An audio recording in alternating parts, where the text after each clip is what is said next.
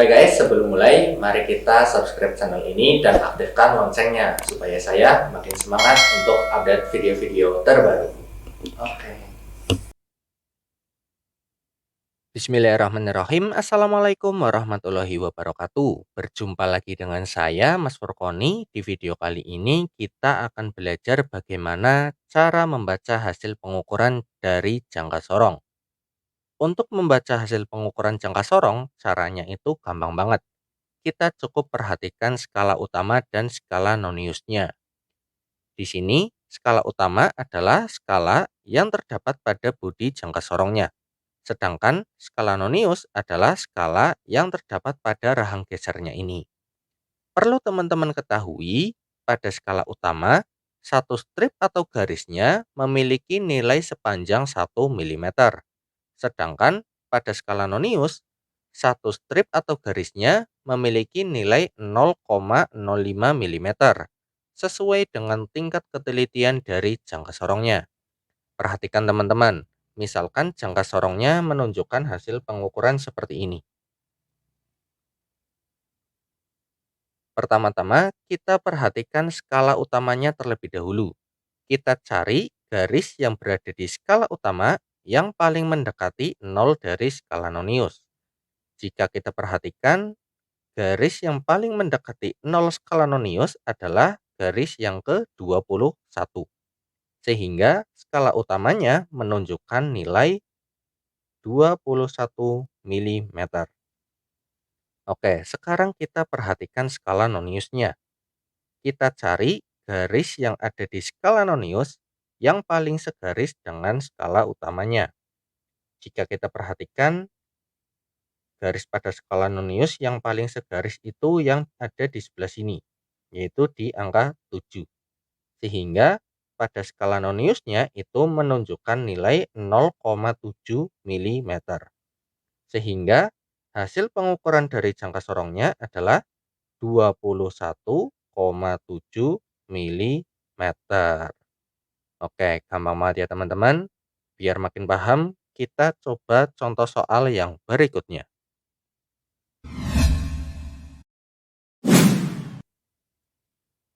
Misalkan jangka sorongnya menunjukkan hasil pengukuran seperti ini. Kita perhatikan skala utamanya lagi. Kita cari garis pada skala utama yang paling mendekati 0 skala nonius. Jika kita perhatikan, garis yang paling mendekati 0 skala nonius adalah garis yang ke-18. Sehingga skala utamanya menunjukkan nilai 18 mm. Nah, sekarang kita perhatikan skala noniusnya.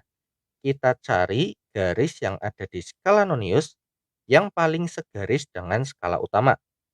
Jika kita perhatikan, yang paling segaris itu ada di sebelah sini, yaitu di antara 2 dan 3. Sehingga pada skala noniusnya itu menunjukkan nilai 0,25. Jadi, hasil pengukuran dari jangka sorongnya adalah 18,25 mm. Oke, gampang ya teman-teman. Biar makin paham, kita coba satu contoh soal lagi.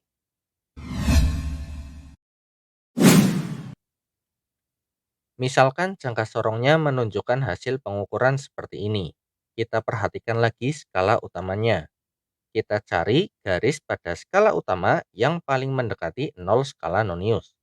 Jika kita perhatikan di sini garis ke-30 itu tepat segaris dengan 0 skala nonius. Sehingga skala utamanya menunjukkan nilai 30 mm. Nah, sekarang kita perhatikan skala noniusnya. Di sini yang paling segaris itu adalah garis 0 dan juga 10.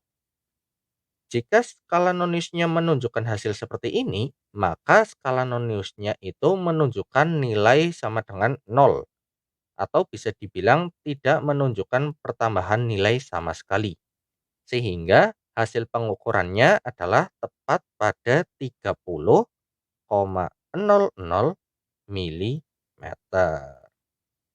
Oke teman-teman, ternyata gampang banget kan untuk membaca hasil pengukuran dari jangka sorong. kalian cukup perhatikan skala utama dan skala non-use-nya saja. Oke, mungkin cukup sekian pembahasan dari saya.